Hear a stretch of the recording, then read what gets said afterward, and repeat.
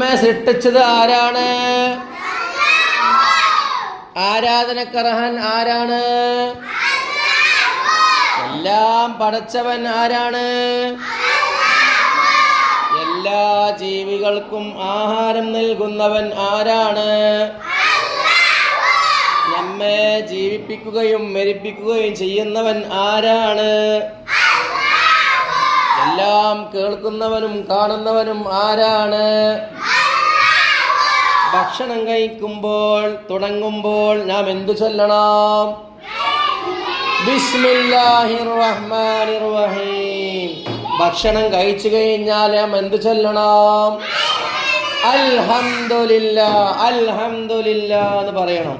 നാം ഏത് കാര്യം തുടങ്ങുമ്പോഴും എന്തു പറയണം? ബിസ്മില്ലാഹിർ റഹ്മാനിർ റഹീം. യഥാർത്ഥ ആരാധനക്കർഹൻ മറ്റാരുമില്ല.